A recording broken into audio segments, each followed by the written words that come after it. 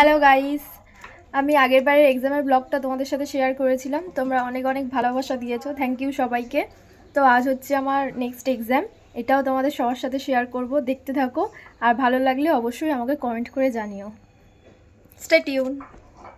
তো তারপর আমরা বেরিয়ে গেলাম, এখানে একটু দাঁড়িয়েছিলাম অটোর জন্য। আর যেহেতু আমার মা একদমই ক্যামেরা ফ্রেন্ডলি নয়, ওনার সাথে ক্যামেরায় গিয়েছিলাম, তো তাই একটু হাসাহাসি করলাম। এখানে আমার বান্ধবীর মুখটা দেখো।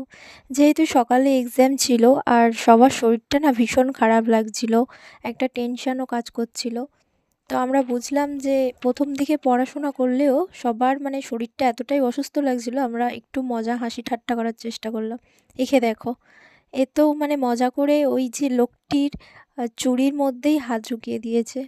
দেখো, সেই আমরা পড়ছিলাম না, সবার শরীরটা খারাপ লাগছিল, তাই একটু লুডো খেলছিলাম।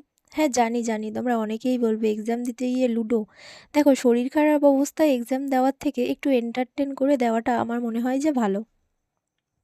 তো তারপর আমরা ট্রেন থেকে নেমে যাই, নেমে গিয়ে এদের কথাগুলো শুনি।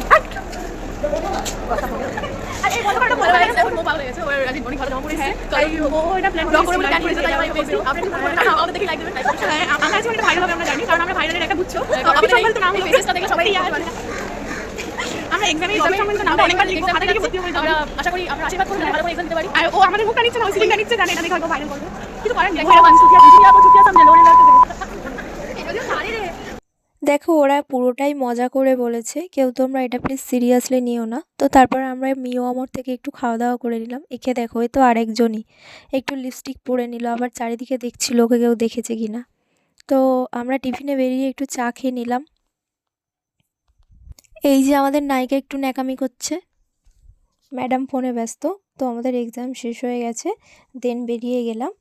বেরিয়ে ট্রেনে করে নেমে আমরা একটু খাওয়া দাওয়া করলাম। আমার তো স্ট্রিট ফুড খেতে ভীষণ ভালো লাগে, আর আমার ঘুগনি ভীষণ প্রিয়। তোমাদের কার কার ঘুগনি খেতে ভালো লাগে আমাকে কমেন্ট করে জানিও। ব্লগটা কেমন লাগলো জানিও। শেষে আমি একটু ফুচকা খেয়ে বাড়ি চলে এলাম।